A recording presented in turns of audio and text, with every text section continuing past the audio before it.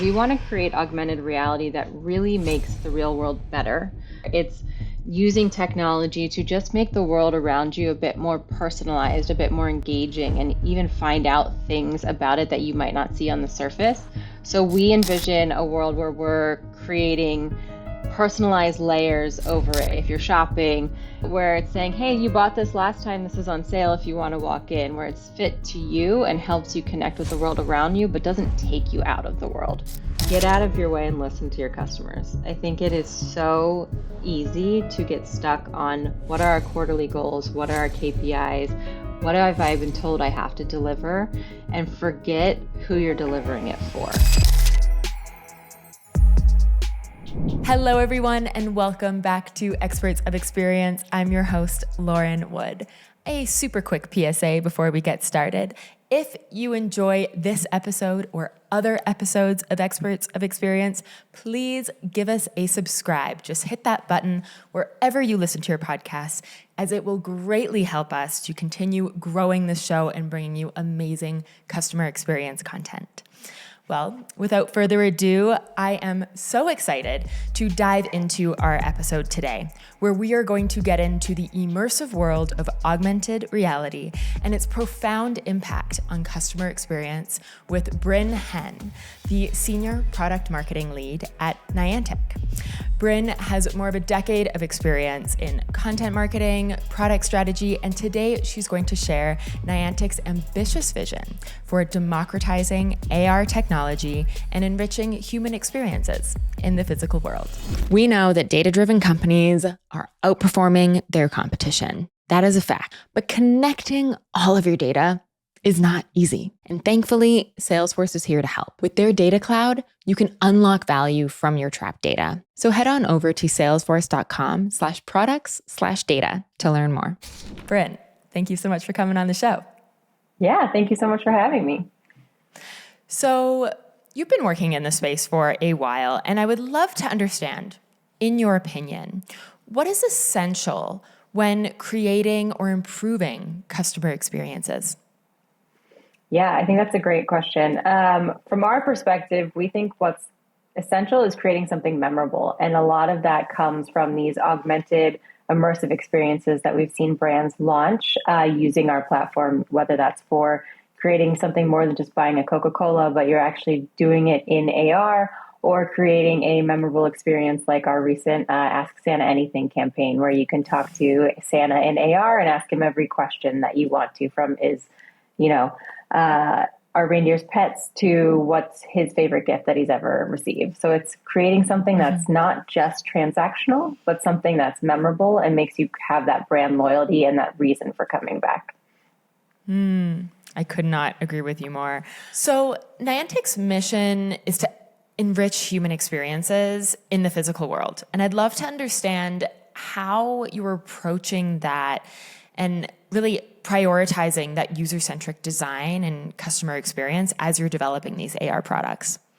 Yeah, that's a great question. And it's something I'm really passionate about, because I think it's pretty easy in tech to get focused on your own internal roadmap and goals versus actually reminding yourself who you're building it for.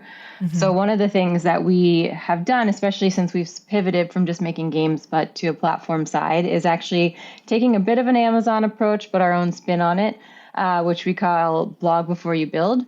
And we ask all of our product teams to put together a maybe 1.5 page blog that really answers why we're building something. And if it gets stuck in an internal reason and not an external customer focused reason, then it doesn't get picked up on the roadmap. So making sure that before we even build, we are confident that we're building it for a need that customers have, or a use case we can see them using. Since it is an emerging technology, they might not express the need right away, but it will actually be something they use in their day-to-day lives, and not something we're forcing them to use because we think it's the right approach for our bottom line. I have seen so many product teams do this, and I don't blame them, because they have great ideas and they're like, oh, this will be cool to build, and we love that. But having a checkpoint of, is this really for the customer, is so incredibly essential. I'd love to understand, Tell me a little bit more about that process. So you basically have like everyone has to essentially write a pitch for what it is they're building, and then who's analyzing it and saying this is actually for the customer or not? Yeah, it's great. We're still refining it, to be sure. We've done it for 2 years now, but the way that we've set it up is that first the product team looks at it. They make sure that what they're writing is actually something that they can achieve. But the final test is a cross-functional group of product marketing and our user research and comms teams who all get to basically mark up this document and say, is this real? What does it look like for this person? What about this end user? And if those cross-functional team can't agree, then that's kind of our gut check that, okay, it's not ready yet for customers. Because it's really easy for individual teams to be stuck in the weeds of what they do day to day. So we feel like if we zoom back one level with a cross-functional team, we can actually make sure that it's going for the end customers and not for our own goals. Yeah. And then how do you make sure that the cross-functional teams are really thinking about the customer as well? Because there's the challenge still exists in other functions. Yeah. So we like to use our community team as kind of the voice of the customer throughout the year. So we'll have different challenges or in-person events or webinars, et cetera, and kind of collate the feedback that they're getting from customers and make sure that we're sharing that broadly. So it's not just an exercise that's happening when you're setting the roadmap, but basically throughout the year, they're hearing how things are being received, what the actual feedback is. It's not just the ideal user of the product, but everyone who's touching it. What's their experience been? So that all teams feel like they can best speak to what the customer needs. Tell us a little bit about your role. Yeah, so I lead product marketing for our platform team. I'm one of the first product marketing hires for that team. And I guess for context, Niantic has been around almost 10 years, but it's only been in the last 3 years where we've had a platform team. And before that, we were really consumer focused, building our main title games like Pokemon Go, Peridot, Monster Hunter Now, that kind of thing. But our platform is the first time we're taking the tools that we've iterated over our lifetime as a company, and even before that when we were at Google Maps, et cetera, and making sure that they're packaged up in a way that others can build for AR. So my role has really been building kind of that functional foundation of how do we bring products to market for a developer and almost B2B face audience instead of just a consumer and gaming audience, and using that as a combination of both go-to-market strategies, but also narrative storytelling and art of the possible and showing what can be done, as well as creating all the different assets that need to be created to tell our story. So what you are working on is helping to enable many other companies to leverage AR in what they do. Did I hear Correct. that right? If I put it in its most simple form. Yeah, that's way simpler. All good. That's what I'm here for. And then when you think about how other companies are really leveraging AR, I'd love to hear about some of the situations and applications that you've been seeing, especially when it comes to customer experience. How are you seeing some companies adopt AR that really enables them to improve the experience they provide their customer? Yeah, we've seen a wide variety. So everything from consumer virtual try-on. So especially during COVID, right? Can you try on glasses? Can you try on earrings, et cetera? And make sure it's something that you want to purchase instead of that, process of buying and returning and buying and returning, or maybe you're losing money on shipping. It's not environmentally friendly. Can you try it on first and then improve the ability to retain or make the right purchase? So that's one big area. The other spot that we're seeing a lot, especially with our web AR side, is that it's kind of replacing or augmenting out-of-home advertising for brands and advertisers to create something that connects more one-on-one with the audience instead of just blasting everyone with the same message. It's creating that more personalized touch, which lets people have an experience where they feel like they know the brand better or understand why they'd want to connect with it. And then our third big chunk is always going to be going back to our roots of creating more game-based experiences in AR, whether that's one of our first games was like a D2D based experience where they're actually using it in real-world locations and creating their own Dungeons and Dragons style gameplay, as well as one of my favorites, which was Dead Mouse creating these sound samples that you can almost find on a scavenger hunt and pick up and remix in almost a music-based experience in the real world. So it's been a wide variety. Does that answer your question? Yeah, it does. Okay. And I want to just circle back to something you said, D to D. What is that developer definition? To developer. Okay. I thought so, and I wanted to verify because I haven't Sometimes heard that before. Come up with our own language. Sorry. Yeah. Great. I love it. Yeah. Wow. So AR is augmented reality. I'll just say the full word just in case everyone doesn't know.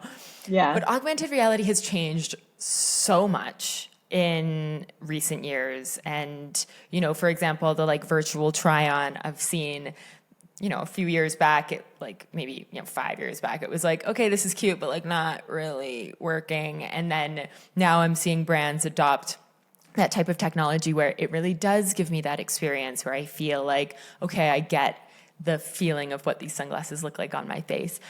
What is Niantic's vision when it comes to the future of augmented reality? We have a pretty feasible vision, which is we want to create augmented reality that really makes the real world better. I think there's two ways that you can go with this. There's the Ready Player One style, where you are, completely in a suit in your VR. You never interact with humans again, but everything's on your face. And there's another one where it's using technology to just make the world around you a bit more personalized, a bit more engaging, and even find out things about it that you might not see on the surface. So we envision a world where we're creating personalized layers over it, whether that's walking around and you're learning about something historical around you that you've never seen before, or having these glasses on and you're playing a game and you can actually see your characters following behind you, or if you're shopping, having not the Minority Report level, but where it's saying, hey, you bought this last time, this is on sale if you want to walk in, where it's fit to you and helps you connect with the world around you, but doesn't take you out of the world. And that requires you to have some sort of hardware to see that. Yes. Long term, we think it'll be a little bit more of a lightweight glasses, almost like the Ray-Bans that you're seeing coming out. In the meantime, we see that mobile AR and web AR in specific are going to be the in-between way of doing that, where you're still using it on your phone and it's more accessible to a broad range of people versus the headsets, which are very expensive at this point. Yeah, it's not necessarily something that's accessible to everyone. And we've also seen a bunch of those glasses or headsets come out that have a lot of hype around them, and then no one actually wears them because they don't there's look always so going to cute. be that. There's always going to be the early adopters. I mean, when Google Glass first came out, everyone knew you were wearing them. Ideally, our goal is long term. It looks good and stylish on your face. Yeah, totally. Yeah. So I want to talk a little bit about this developer community that I know that you've been a pretty big part of developing. Let's just start with how did you work to really foster that community and relationship with all these developers so that you could be really influencing their innovation, if you could say that, where they can really adopt AR technology into what they're doing? Yeah, so we have had since the beginning of our platform side some incredible community leaders who have gone out and found people where they're already building. I think a key part was not trying to force them into our vision, but to understand a little bit about what they already do and how we could add to it. And that builds a sense of respect among developers, but also make sure that they have a voice in where we're going, so that we're actually building something that they want. And so that's looked like we've joined a little incubator program called AR House in LA. We've gone out to MIT Reality Attacks or going to Miami Hack Week, places where developers already are, learning what they like and what they're interested in, and then taking the chance, whether that's through a challenge where we sit with them for 3 days, do basically a hackathon, or through an incentivized program where we ask them to try out our tools, build towards a certain end, and then give us feedback on it. So we're taking a continually iterative approach that is developer-centric and not our end goal-centric, if that makes sense. Yeah. How are you measuring that? How do you know that you're building something that's really developer-centric? The biggest thing that we're doing right now is that it's not, I wouldn't say it's hard data, but we do a lot of qualitative data of doing surveys, finding these kind of ambassadors early on who can be even more ingrained in the community because they're not part of Niantic, who can tell us like, hey, that's actually too many challenges, or this tool isn't working the way that you want, or can you build towards this, where they feel like they've built a trust both ways and can give us that level of feedback. And then we also manage a Discord where we're taking that feedback constantly. We have in-person events where we ask for surveys afterwards and hear what they want and don't want, and use that as a way both in the marketing side to collate what's changing, but then ensuring that we do reports internally and share that through all levels of the company so that people feel like they have a pulse on where our developers are engaging with the tools. The part around getting real feedback from a community, I think, is one of the hardest parts, to really like have that trust so that they feel like they want to go out of their way to tell you what's not working. Because what will happen if they don't have that trust and like respect for what it is you're doing is they'll just not tell you and not use it. How have you really been approaching that to make sure that you are getting that real hard feedback that you can act on? I think we're continually growing, but one core piece for us is making sure that we don't overpromise. And if we do have a moment where we're not able to deliver on a promise, feeling comfortable giving them as much context as we can without violating, any internal NDAs or anything like that. Basically, living with the ethos of treating them as humans and not treating them as part of our bottom line. They have given us their time and attention to try something out that is new. And it's not always easy when it's new. We don't have perfect documentation. Not everything works the way that we think.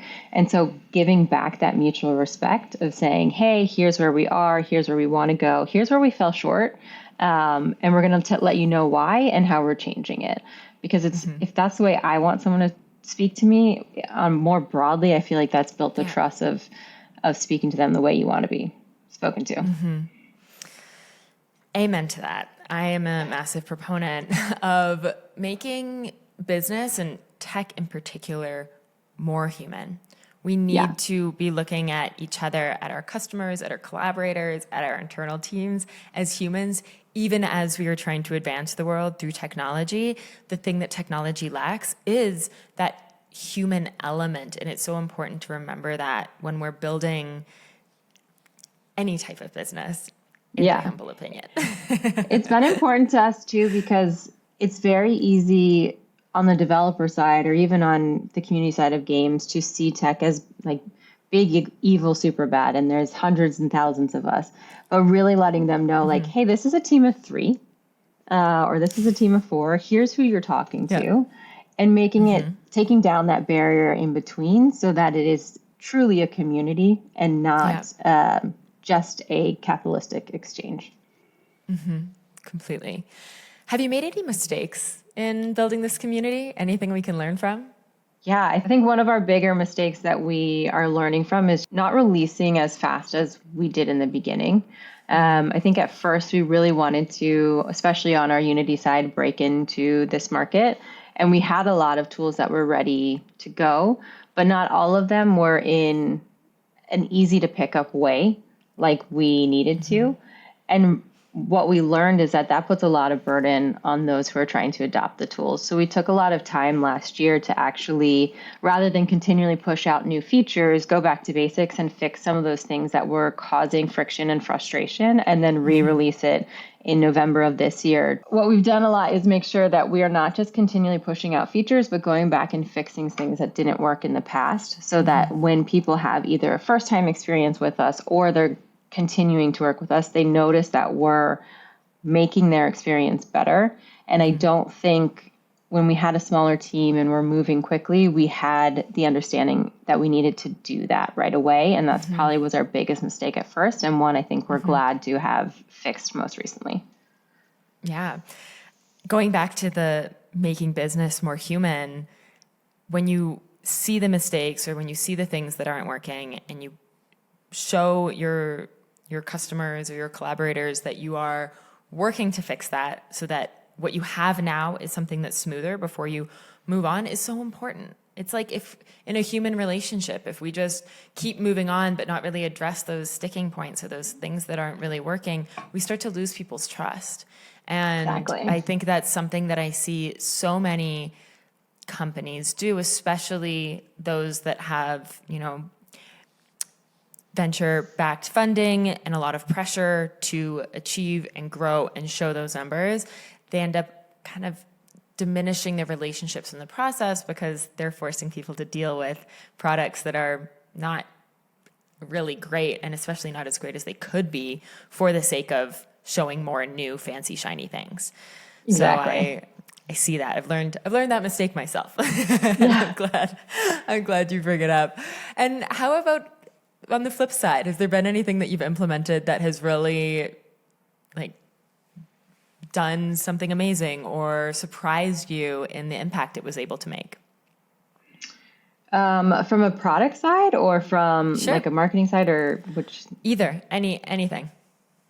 I think for me, internally, what I've been surprised with is how much going back to the basics of building a framework for things makes life easier both for end customers, but internal customers, and even yourself. I think I've gone many years where it's just like, okay, let's get moving. We're building the airplane as it's taking off. There's no time to think about what the best practices are.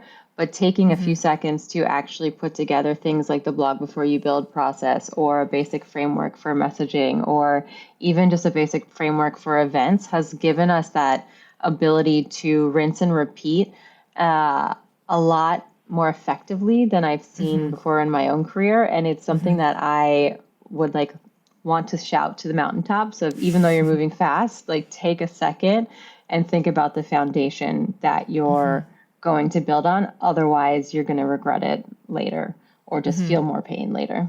And when you say foundation, do you mean the process that you want to follow, the checks and balances that you want to, the checkpoints that you want to make sure you hit as you're moving through things?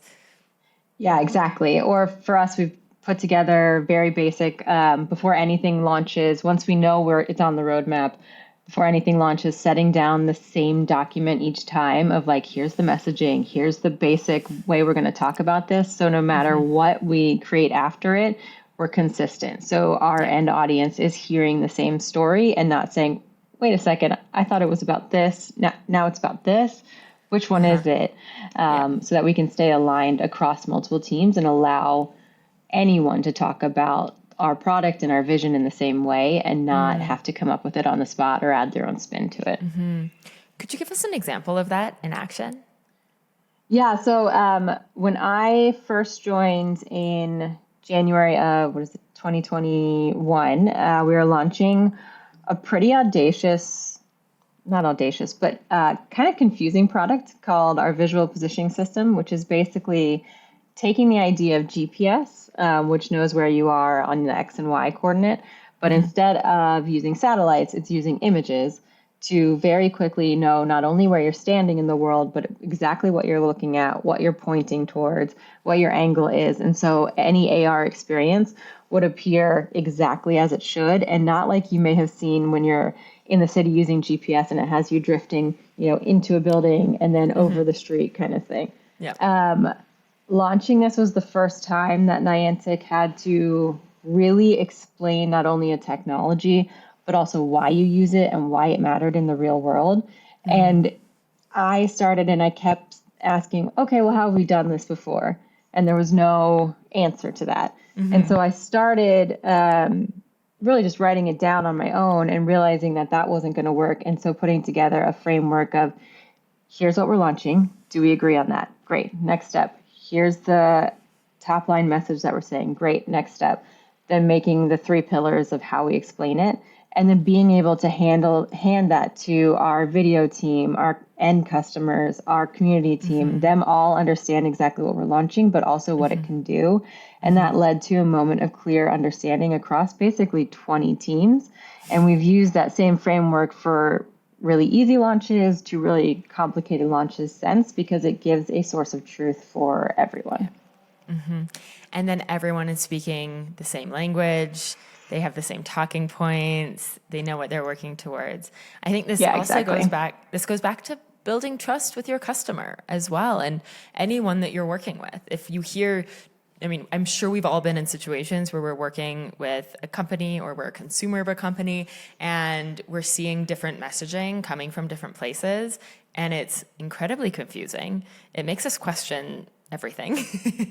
Yeah. And it makes us lose trust in what it is they're really offering. And so I couldn't agree more that having a type of like framework of like product brief or messaging brief that everyone can go back to is really important, especially when you're working cross-functionally with many different teams that have different things that they're working on and different goals. It can get really confusing.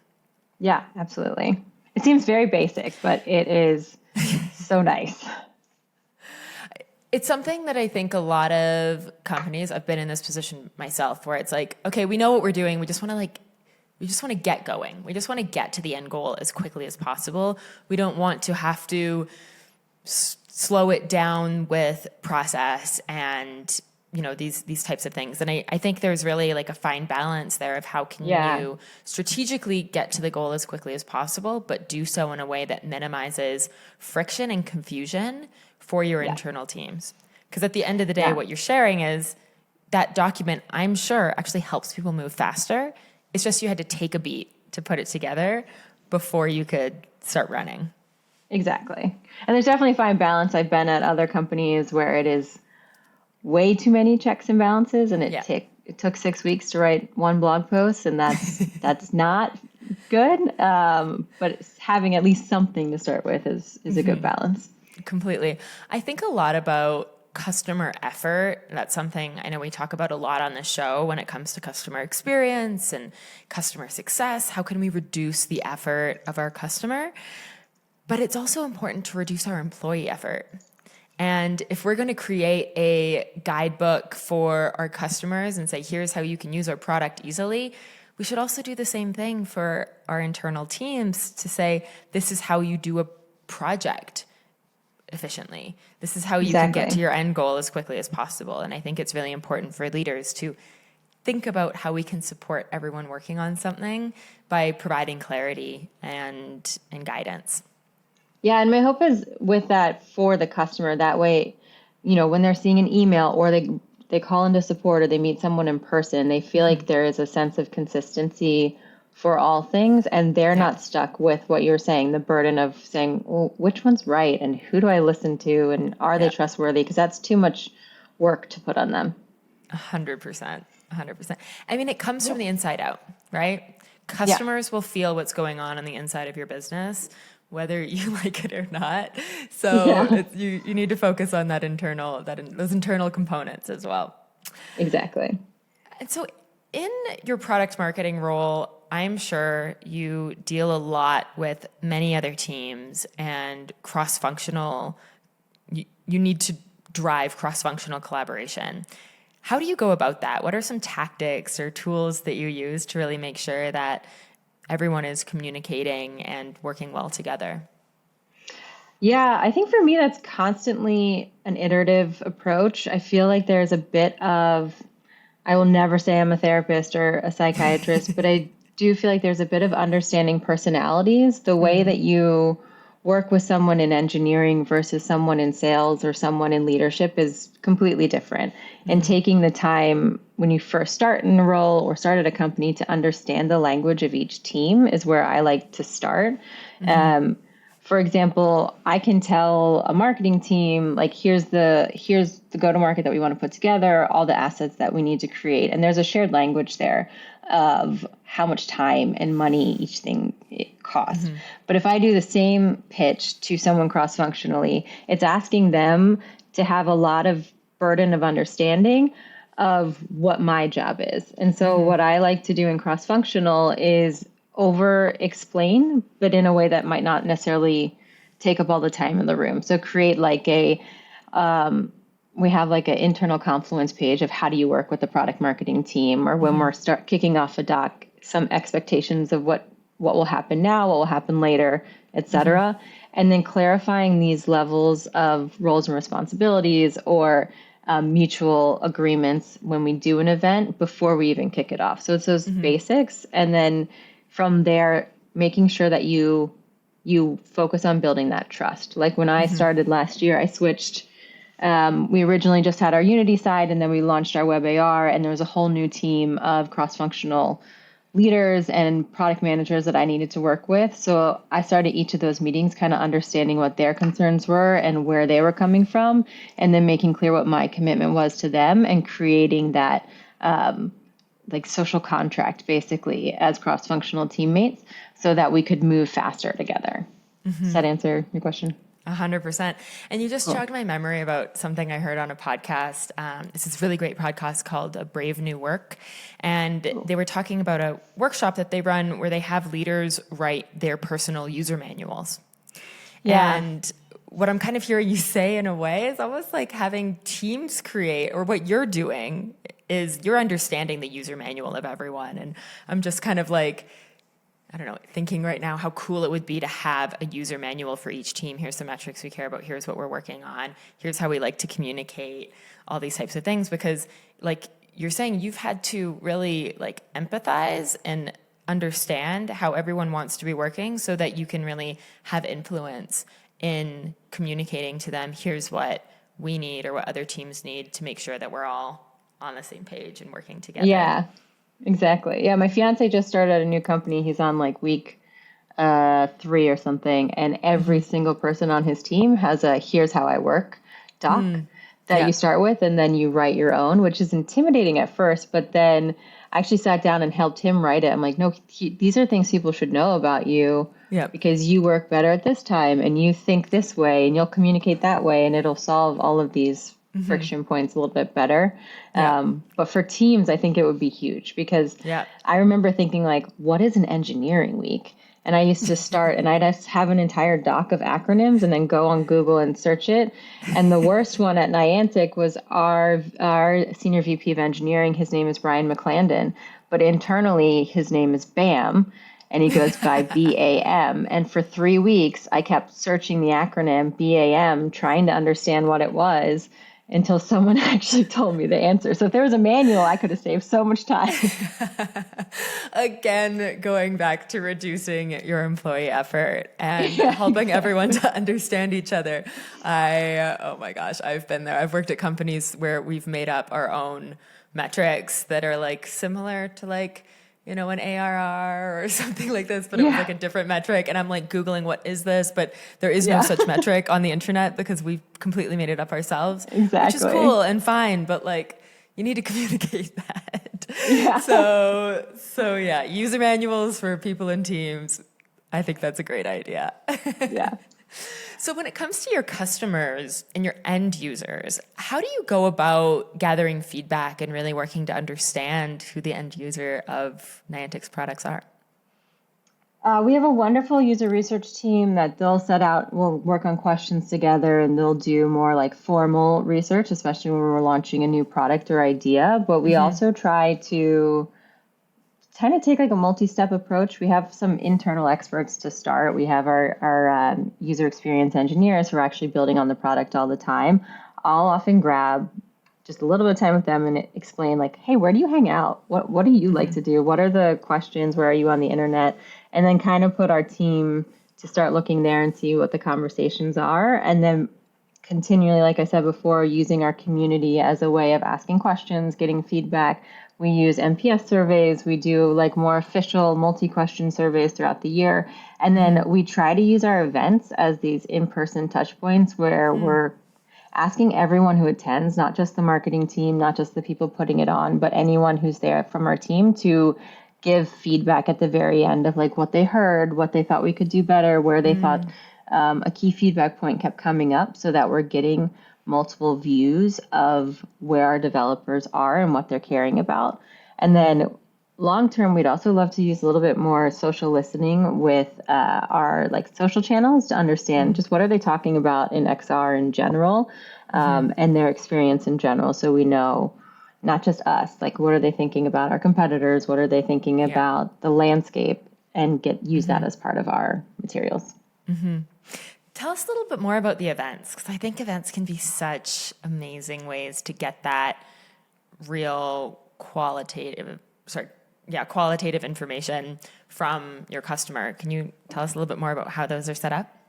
Yeah, so with developers, it's kind of nice. We have a format that's a little bit different than like business to business, where we do hackathons. So you get more than one day with people. You can get up to 3 days with the same set of users. And our community team has created a wonderful program of where, like, that first day, whether you know Niantic or not, they're going to give you an intro to the product, what the potential goal of that time is, and then you'll get an idea from that first day of, like, how quickly do people pick it up? Where do they struggle? Where is our messaging confusing? And then my community manager, Chanel, is wonderful at writing that down and coming back to me and being like, hey, they don't know what this means at all. We need to work on it, or this is really resonating.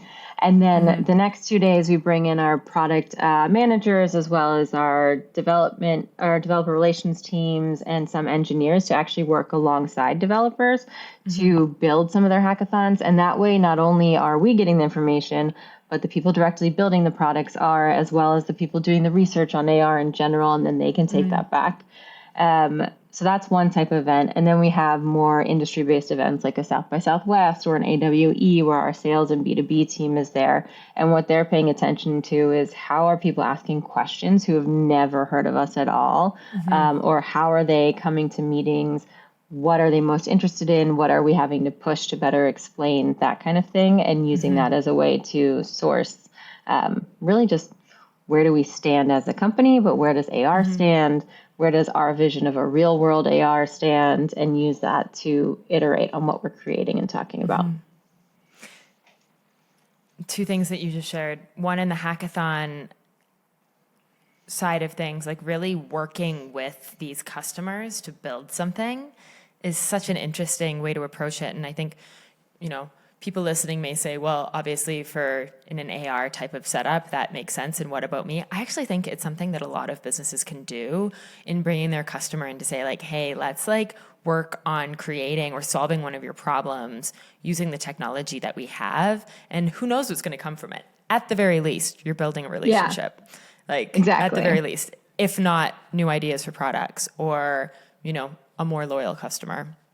Right. And there's smaller versions that you can do. Like, I'm sure in more B2B, I used to be in a data analytics company. Obviously, we weren't going to do weekends where we asked them to open all of their company data with us, but we would do smaller events where it's like, hey, it's March Madness and we have this data set. Like, let's show you how you could get these answers with an open data set and work on it together, where you're understanding the tools, but also how people ask questions as a way to refine what they're creating. So it doesn't necessarily have to be what we can do where it's an output directly related to the product that we create, but it could be something tangential where you're seeing how people use a tool. Yeah, that's so interesting. And then the other thing I wanted to highlight that you were sharing is being at a more broad event with people who may not be as familiar with you and listening to the questions that people ask. Like, if you think about your least tech savvy users or your most green user on your platform, what are the questions that they are asking, and being able to understand what those are so that you can get ahead of it proactively and reduce their confusion is so huge. So, events are such an amazing way to do that. Obviously, they can be expensive or, time consuming, but I think you just get so much juicy info, as well as the marketing, awareness that comes with that. Exactly. So I'd love to understand from you, what are some of your favorite tools that you use to aid in your work? I use a bunch. I get tired of one after a little bit of time and find that refreshing jumps into it. But my go-to tools are very basic. I'm obsessed with paper docs. I feel like they get out of the way. There's a little interface so I can just create a mind list of everything that I need to get done. That's more for my internal of just it's Monday morning. Let's set the task list for the week. What do I need to remember? And then I also really like Asana for managing my team. We have created some really good setups for internal intake forms, kind of turning those into tasks, understanding what the overview is. And then lately, I've honestly been obsessed with ChatGPT as like a thinking partner, and have kind of taught the team a little bit of how to use it from a little bit of a hilarious way. My fiance and I started using it on date nights as a way to put in the most ridiculous prompts we could and see what stories came out. And it actually helped me realize what was possible from a creative thinking tool. So I'll start putting in strategy and ideas, keeping it vague, of course, but asking it, what would you ask next? And what would you think of, as a way of kind of doubling my output. So it's one of my favorite right now. Yeah. Of course. The opportunities there are endless. That's so great. Yeah. So I have two last questions for you that we like to ask all of our guests. The first is, I'd love to hear about a time or an experience that you've recently had with a brand that left you impressed. Tell us about it. Ooh. Let's see. I think of that. It could be a consumer brand. It could be a B2B tool. It could be the coffee shop you go to every morning. Any type of experience that you've had that we can take inspiration from. The coffee shop is actually a good inspiration. So I recently moved. I used to always be based in San Francisco, and recently moved out to the East Bay. And my fiance and I have been finding like our new coffee shops, our new go-to places after being entrenched in North Beach for so long. And we found this new one that we loved.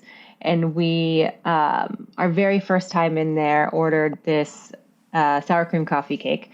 And I was so excited to eat it, but I'm allergic to nuts, and bit in and immediately had pecan. It wasn't labeled. And nothing bad happened, thankfully, recognized it right away, but was really frustrated that they hadn't changed it, and was really not sure if I'd go back, but my fiance loved the coffee cake. So we went back another week, and I noticed not only had they changed that sign to make clear that it had nuts in it, they had labeled all of their items. And then a few weeks later, I came home, and my fiance had an entire tray of this sour cream coffee cake, because they wanted to make sure that I could experience it without nuts, and went out of their way to get phone numbers and exchange it. And we've become a loyal customer, where every Sunday we go to the farmer's market, get a coffee. I don't get the coffee cake, but at least know all of their products, and taking that level of what could have been a disastrous experience and using it as a way to build customer loyalty was really impressive to me. Because again, they went back to the human thing. Yep. And they went back to the surprise and delight. There's the bare minimum that they could have done, which is change the sign, but to going one step further to make an experience where I'd want to go there every weekend was really cool to see. That really brings us full circle, both on the human element as well as the iterating and improving the product versus just making a new cake. We could use that analogy, right? It's they're okay, we're actually going to focus. We're going to change all the labels, make sure that never happens again, because, we don't want another customer to have to experience that. And then going above and beyond to really make it right. That says a lot. So I would not even to be even nerdier. They didn't change their ideal customer profile. They knew that I was not it, but they wanted to make sure that they found another tool that would work for me or something to make it a little bit nerdier, but it was great. Totally. I love it. I mean, this is the thing, and this is why we ask this question, is there are great customer experiences everywhere we look, and there are lessons that we can take, no matter the industry or the application, that we can take back into our own customer experiences. Yeah, exactly. Yeah, totally agree. My last question for you is, what is one piece of advice that you think every customer experience leader should hear? The biggest one that I can give is get out of your way and listen to your customers. I think it is so easy to get stuck on what are our quarterly goals, what are our KPIs, what have I been told I have to deliver, and forget who you're delivering it for. If I see in PRDs or in docs that people submit to me and it has nothing to do with the customer, that's my immediate sign to pause. And my hope is that anyone who's in customer experience or building products or even just closely related to customer experience takes that insight as well as step back, remind who you're building this for, and then go about your day-to-day. Yep. It's great advice. Well, Brynne, thank you so much for coming on the show. Thank you. It's been a wonderful conversation talking about the world of AR, cross-functional collaboration, and listening to our customers. So thanks so much, and we'll speak Thanks soon. for having me. Thanks. All right. Bye-bye. Bye. Salesforce Data Cloud is a hyper-scale data platform built right into Salesforce. Data Cloud helps you to better know your customers, act on AI in the flow of work, and enrich your data with open access. To learn more, visit salesforce.com/products/data.